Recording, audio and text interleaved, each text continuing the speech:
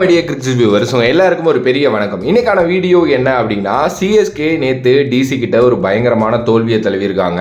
அதுக்கப்புறம் வந்து பாத்தீங்க அப்படின்னா நிறைய விஷயங்கள் நிறைய பேர் அவங்கவுங்க கருத்தை சொல்லிக்கிட்டு தான் இருக்காங்க. ஈவன் தோ நம்மளும் அதை பத்தி ஒரு வீடியோ போட்டிருந்தோம். பட் பீடாக் வந்து பாத்தீங்க அப்படின்னா அவரோட சேனல்ல இதை பத்தி வந்து பேசியிருந்தாரு. ஆக்சுவலி பீடாக் பேசுற நிறைய விஷயங்கள் எனக்கு ரொம்ப பிடிக்கும்.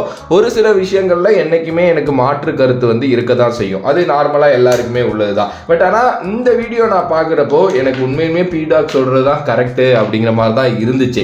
ஏன்னா அவர் ரொம்ப நிறைய வேல்யூபிளான பாயிண்ட்ஸ் எடுத்து வச்சிருந்தாரு கரெக்டா. அதை பத்தி தான் நம்ம இந்த வீடியோல தெளிவா பேச போறோம். அண்ட் அதுலயுமே ஒரு சில கருத்துக்கள் எனக்கு இருக்கு, அதையும் பத்தி நான் சொல்றேன். ஃபர்ஸ்ட்லி வந்து அவர் வந்து சொல்லியிருந்தது என்ன அப்படின்னா, அந்த பவர் பிளே பேட்டிங்லையும் சரி பவுலிங்லையும் சரி ரெண்டை பத்தியுமே பேசியிருந்தாரு. குறிப்பா ருத்ராஜ் கெய்க்வாட்டை ஓபன் பண்ண வைக்கணும் அப்படிங்கிற மாதிரி வந்து சொல்லியிருந்தாரு. எஸ், ஆக்சுவலா ருத்ராஜ் கெய்க்வாட் ஓபன் பண்ணாதான் டீம் நல்லா இருக்குங்கிற மாதிரி தான் எனக்கும் இருக்கு. ஏன்னா அவர் என்னதான் ஒரு விக்கெட் விழுந்து பவர் பிளேலே உள்ள வந்தாலும் பட் அந்த ஓப்பனிங் அப்படின்னு வர்றப்போ ரொம்ப சக்சஸ்ஃபுல்லா இருந்திருக்காரு.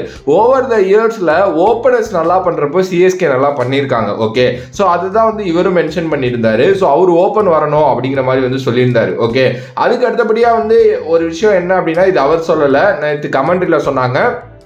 ருத்ராஜ் கெய்க்வாட்டே வந்து பார்த்தீங்கன்னா லைக் அவரே நம்பர் 3ல தான் ஆடணும்னு ப்ரிஃபர் பண்ணுறாராமா. ஸோ கேப்டனாக அவர் அதை யோசிக்கிறாரு அப்படிங்கிறப்போ நமக்கு தெரியல என்ன யோசிக்கிறாங்க அப்படின்னு சொல்லிட்டு. பட் பீடாக் சொல்கிற மாதிரி கண்டிப்பாக ருத்ராஜ் ஓப்பன் வந்தால் கொஞ்சம் வேற மாதிரி இருக்கும் அப்படிங்கிற மாதிரி தான். அதே நேரத்தில் பவுலிங்னு வர்றப்போ கல்லி அகமது நல்லா போடுறாரா, அவருக்கு பார்ட்னராக மதிசா பத்திரானாவை நீங்கள் பவர் பிளேயில் ஒரு ஓவர் கொடுங்க, நூர் அகமதுக்கு ஒரு ஓவர் கொடுங்க. ஏன்னா நூர் அகமது வந்து லைக் ஃபுல்லாக வேர்ல்டு கிரிக்கெட்லேயே அவர் போய் விளையாடுற லீக்ஸ் எல்லாத்துலேயுமே அவர் பவர் பிளேல ஓவர் போட்டிருக்காரு அப்படின்னு அவர் மென்ஷன் பண்ணியிருந்தாரு. ஆக்சுவலி அது ஒரு கரெக்டான மூவ் தான். மதிசா பத்திரானாவை நீங்க மிடில்லையும் எண்ட்லையும் வச்சுக்கிறதுக்கு மிடில்ல ஒன்று எண்டில் 2 பவர் பிளேல ஒன்று கொடுத்தாங்க அப்படின்னா அங்கே ஒரு விக்கெட் விழுந்துச்சு அப்படின்னா கேம் இன்னமும் டோட்டலாக சேஞ்ச் ஆகும். ஸோ அதனால வந்து அது வந்து ஒரு கரெக்டான மூவ் அப்படின்னு நான் நினைக்கிறேன். ஸோ அதையும் வந்து பீடாக் மென்ஷன் பண்ணியிருந்தாரு. நூர் அகமது இன் பவர் பிளே ரொம்ப எஃபெக்டிவாக இருப்பாருன்னு இவர் சொல்றாரு. எனக்கு தெரியல, மேபி அது உங்களோட கருத்தை வந்து கமெண்ட் பாக்ஸில் கமெண்ட் பண்ணுங்க. ஆனால் பீடாக் ரொம்ப அடிச்சு சொல்றாரு நூர் அகமதை பவர் பிளேல யூஸ் பண்ணுங்க அப்படின்னு சொல்லிட்டு. ஓகே, அதுக்கு அடுத்தபடியா வந்து காமனா ஒரு விஷயம் பேசியிருந்தாங்க. நமக்கு தெரிஞ்ச சிஎஸ்கே என்னைக்குமே இவ்வளோ பிளேயர்ஸை வந்து மாற்ற மாட்டாங்க. நீ 10 கேம் விளையாடுவப்பா அப்படின்னு சொல்லிட்டு வந்து பார்த்தீங்கன்னா அந்த நம்பிக்கை கொடுத்துருவாங்க. எனக்கு சின்ன வயசாக இருக்கும் போதுலேருந்தே நான் பார்த்த சிஎஸ்கே அதுதான். ஈவன் தோ இந்த ஷேன் வாட்சன் 2019 சீசன்லாம் விளையாடவே இல்லை ஒழுங்கா. ஆனால் எல்லாருமே சொன்னாங்க அவரை மாற்றணும்னு. கடைசியில் அவர் வந்து இந்த ரத்தம் சொட்ட விளையாண்டதெல்லாம் நமக்கு தெரியும். அவர் அப்புறம் கூட சொல்லிட்டு போனார், என்னன்னா இது மாதிரி ஒரு டீம் தான் நான் இருக்கணும்னு ஆசைப்பட்டேன். ஏன்னா யாராக இருந்தாலும் என்னை மாற்றிருப்பாங்க, பட் ஆனால் தோனி எனக்கு அந்த கம்ஃபர்ட் கொடுத்தாரு அப்படின்ட்டு. மேபி இங்கே அது மிஸ் ஆகுதோ, ஏன்னா எல்லா ஃபாரின் பிளேயர்ஸையும் விளையாண்டுட்டாங்க. இன்னும் இந்த சின்ன பசங்க மட்டும்தான் இருக்காங்க இந்தியன் டேலண்ட்ஸு. ஸோ இவங்களெல்லாம் இன்னும் விளையாட வைக்கல. ஸோ இப்படி சாப் அண்ட் சேஞ்சஸ் வந்து பண்ண மாட்டாங்க. இதையுமே பீடாக் மென்ஷன் பண்ணியிருந்தாரு, இது நம்ம பார்க்குற சிஎஸ்கே கிடையாது அப்படின்ட்டு. அதே மாதிரி ஸ்பின்னர்ஸை ஏன் கம்ப்ளீட் பண்ண மாட்டேங்கிறாங்க சேப்பாக் மாதிரி கண்டிஷன்ஸில் அப்படின்னு அவர் கொஸ்டின் ரைஸ் பண்ணியிருந்தது. ஒரு வேல்யூபிளான கொஸ்டின். இதை பற்றி நம்ம வந்து பேசியிருந்தோம். ஏன்னா நீங்கள் அஸ்வின் ரொம்ப நல்லா எக்கனாமிக்கலாக போட்டிருந்தாரு, அவருக்கு கொடுத்துருக்கலாம். ஜட்டு ஒரு விக்கெட் எடுத்திருந்தாரு, அவருக்கு கொடுத்துருக்கலாம். எங்கேருந்து முகேஷ் சௌத்ரி வந்தாருன்னே தெரியல. அனுசுல் கம்போஜை ஏன் விளையாட வைக்க மாட்டேங்கிறாங்கிறது புரிய மாட்டேங்குது. ஏன்னா ரீசெண்ட் டைம்ஸில் அனுசுல் கம்போஜ் ரொம்ப ஃபார்மில் இருந்துட்டு வராரு. லைக் இந்தியாவோட எமர்ஜிங் கப்லாம் போய் ஆடினாரு, அவருக்கு வாய்ப்பு கொடுக்கலாம். பட் முகேஷ் சௌத்ரி எங்கேருந்து உள்ளே வந்தார் அப்படிங்கிறது வந்து தெரியல. ஸோ இதையுமே பீடாக் ரொம்ப சூப்பராகவே மென்ஷன் பண்ணியிருந்தாரு. அண்ட் இதை தாண்டி வந்து பார்த்தீங்க அப்படின்னா அவர் இன்னும் கட் அண்ட் ரைட்டாக சொன்ன ஒரு சில விஷயங்கள் வந்து நம்மளோட இப்போ இந்த விஜய் சங்கர்லாம் வந்து பவர் பிளேலேயே வந்து அவரால் அப்படிப்பட்ட கேம் தான் விளையாட முடியும் அப்படின்னு சொல்லிட்டு ஈவன் தோ அவர் சொன்னதுக்கு அப்புறம் தான் எனக்கும் அது புரிஞ்சிச்சு. ஆப்வியஸ்லி விஜய் சங்கர் ஒரு ஸ்ட்ரகிள்டு இன்னிங்ஸ் தான் விளையாண்டாரு. பட் அவர் அதுவும் விளையாடலன்னா ரொம்ப நம்ம மோசமாக தான் தோற்றுருப்போம். ஒரு 10 ரன் வித்தியாசத்தில் தோற்றுருக்க மாட்டோங்கிறது தான் உண்மையான ஒரு விஷயம். ஓகே, பட் நம்மளோட தோல்விக்கு அதுவும் ஒரு காரணம் தான். பட் ஸ்டில் அது அவர் அந்த கிரெடிட்ஸ் கொடுத்தாகணும் அப்படின்னாரு, அது கரெக்டு தான். அதே நேரத்தில் வந்து இன்னொரு விஷயமும் இது பண்ணாங்க. என்னன்னா இவங்க எல்லா மேட்சும் சாப் அண்ட் சேஞ்சஸ் பண்ணிக்கிட்டே இருக்காங்க. ஸோ இப்போ விஜய் சங்கர்லாம் கண்டிப்பாக ரன்னை தேர்த்திக்க தான் நினைப்பாரு ஆப்வியஸ்லி. இல்லைன்னா அவர் அடுத்த மேட்ச் உட்கார வேண்டிய நிலைமை வருமே அப்படின்ட்டு அந்த கம்ஃபர்ட் கொடுக்க மாட்டேங்கிறாங்களோ சிஎஸ்கேல. இப்போ அந்த பழைய கம்ஃபர்ட் இல்லையோ அப்படிங்கிற மாதிரி தான் உண்மையுமே வந்து பார்த்தீங்க அப்படின்னா இருக்கு. அதை பற்றி ரொம்ப நிறையா டிஸ்கஸ் பண்ணியிருந்தாங்க. ஓகே, இன்னும் வச்சு செஞ்சுட்டாரு பீடாக், அவரோட வீடியோவை போய் பாருங்க. ஓகே, இதை தாண்டி நமக்கு வந்து ஒரு சில ஒப்பீனியன்ஸ் இருக்கு.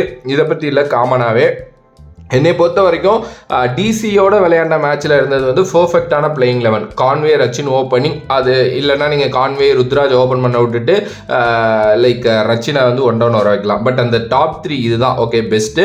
அண்ட் நம்பர் 4 ராகுல் திரிபாதி அண்டு யார் வேணாலும் அந்த 3 பேரில் ஒரு ஆள் ஆடி தான் ஆகணும், விஜய் சங்கரோ தீபக் கூடாவோ. ஸோ இப்போ விஜய் சங்கர் நம்ம வச்சுக்குவோம். பவுலிங்கில் முகேஷ் சௌத்ரிக்கு பதிலாக அனுஷுல் கம்போஜ் வந்தால் இன்னும் சூப்பராக இருக்கும். எனக்கு தெரிஞ்சு பர்ஃபெக்டான 11 சிஎஸ்கே இப்போ என்ட்ரு ஆகிட்டாங்க, மாற்று கருத்தே கிடையாது. கான்வே ஒரு மேட்ச் வந்த உடனே நொட்டுவாருன்னா நம்ம எக்ஸ்பெக்ட் பண்ணவே முடியாது. அவர் ஒரு ஃபார்ம் அவுட்ல வர்றாரு, ஓகே, அவருக்கு கொஞ்சம் ஸ்பேஸ் கொடுக்கணும். அண்ட் இந்த 11 கிளிக் ஆனிச்சு அப்படின்னா உண்மையிலுமே வந்து பார்த்தீங்கன்னா சூப்பரான ஒரு 11ஆக தான் இருக்கும். பட் இங்கே என்ன பிரச்சனை அப்படின்னா இன்டென்ட்டே இல்லாமல் ஆடுறது தாங்க. அந்த இன்டென்ட் இல்லாமல் ஆடுறது வந்து waste of time and waste of கிரிக்கெட்னு தான் நான் சொல்லுவேன். ஏன்னா நீங்கள் நேற்று பார்த்தீங்க அப்படின்னா பஞ்சாபும் வந்து தோத்தாங்க நேற்று ஆர்ஆரோட. ஆனால் அந்த நேகல் வதேரா, மேக்ஸ்வெல்லு அவங்களாம் ஆடின இன்டென்ட் பார்த்தீங்களா, விக்கெட்ஸே உளுந்துருச்சு 4 விக்கெட்டு. ஆனால் அதுக்கப்புறமும் ஸ்கோரை எடுத்துகிட்டு போனாங்க. எங்கே எடுத்துகிட்டு போனாங்க கேமை தெரியுமா? சூப்பராக ஆடினாங்க அவங்க. அந்த மாதிரி ஒரு இன்டென்ட்டை ஆடி எப்பா தோத்துட்டோம்ப்பா, பட் ஆனால் நல்லா போராடினாங்கப்பா, முயற்சி செஞ்சாங்கப்பா அப்படின்னு சொன்னால் பரவாயில்ல. இங்கே விடாமுயற்சியும் இல்லை, முயற்சியும் இல்லை, எதுவுமே இல்லை அப்படிங்கிறதா. ஏதோ 2 விக்கெட் விழுந்தவொடனே கேம் முடிஞ்சிருச்சுன்னு ஒரு ஷெல்லுக்குள்ளே போய் மாட்டிக்கிட்டு அங்கேருந்து வெளியில் வர முடியாமல் தவிக்கிறது வந்து நம்ம பார்த்த சிஎஸ்கே கிடையாது. ஏன்னா அந்த டைமில் ஒரு அம்பத்தி ராய்டு இருப்பார் நம்பர் 4ல. அதுக்கு முன்னாடி சுரேஷ் ரெய்னான்னு ஒருத்தர் வந்து கேமை எங்கேயோ எலிவேட் பண்ணி கொண்டு போய் வச்சிருவாரு. இந்த மாதிரி நிறைய விஷயங்கள் பார்த்துருப்போம். ஆக்சுவலாக பீடாக் இன்னொரு விஷயம் மென்ஷன் பண்ணியிருந்தாரு, இவங்க ஆக்ஷன்லேயே தோத்துட்டாங்க, பட் ஓகே ஆக்ஷனில் ஒரு டீம் எடுத்திருக்காங்கல்ல, அந்த டீமை வச்சு இப்போ என்ன பண்ண முடியும், எப்படி கிரிக்கெட் ஆட முடியும், எங்கெங்கெல்லாம் மாற்ற முடியும், என்ன பண்ண முடியும்னு பார்க்குறாங்களா அப்படின்னா அது பண்ணவே மாட்டேங்கிறாங்க அப்படிங்கிற மாதிரி சொல்லியிருந்தாரு. அது உண்மைதான். உண்மையிலுமே வேறு வழி இல்லை, நம்மளால் இப்போ டீம்லாம் சேஞ்ச் பண்ண முடியாது.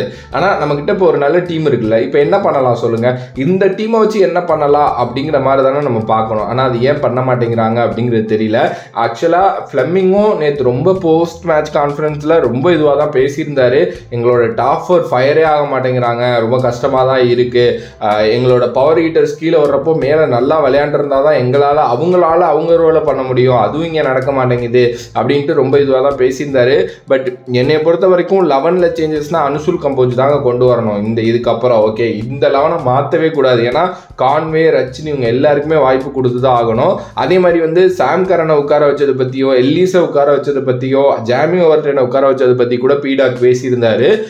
அது ஓகே தான். நீங்கள் கான்வே, ரச்சின் ஆடணும்னா நீங்கள் உட்கார வச்சு தான் ஆகணும், வேறு வழி கிடையாது. ஏன்னா இங்கே ஓப்பனர்ஸே ஒழுங்காக இல்லையே, என்ன பண்ணுறது சொல்லுங்கள். அண்டு பார்க்கலாம் வெயிட் பண்ணி. ஆனால் அகெயின் நான் சொல்கிறேன், மியூசிக்கல் சேர்ஸ் மாதிரி போயிட்டு இருக்கு நம்மளோட இது மாறக்கூடாது. சேம் 11 வித் நல்ல இன்டென்ட்டோட விளையாண்டாங்க அப்படின்னா சூப்பராக வந்து பார்த்தீங்கன்னா விளையாடலாம். பட் எனக்கு இன்னும் இருக்கிற பர்சனல் ஒப்பீனியன் ருத்ராஜோட கேப்டன்சி மேலே கொஞ்சம் அவர் வந்து நல்லா பண்ண மாட்டேங்கிறாருங்கிறது தான் உண்மை. எனக்கு சில மேட்சஸ் போன வருஷத்துலேருந்தே தோணுது, சேப்பாக் மாதிரி கண்டிஷன்ஸில் வர்ற ஆப்போசிட் டீம் வந்து ஸ்பின்னர்ஸை வச்சு நல்லா ப்ளே பண்ணிட்டு போகிறாங்க. சிஎஸ்கே ஆனால் அதை பண்ண மாட்டேங்கிறாங்க அப்படிங்கிறது வந்து எனக்கு தெரியல என்ன மாதிரி கைண்ட் ஆஃப் மைண்ட் செட் அப்படின்னு சொல்லிட்டு. சரிங்க, பார்க்கலாம். உங்களோட கருத்து என்னவோ மறக்காமல் கமெண்ட் பாக்ஸில் கமெண்ட் பண்ணுங்கள். If you like the video please like, share and subscribe to நம்மளோட கிரிக்ஸிப் சேனல். வேறொரு வீடியோவில் வேறொரு கான்செப்டில் வந்து உங்களை சந்திக்கிறேன். Under the background, this is VJ Mani. Love you all, stay safe மக்களே.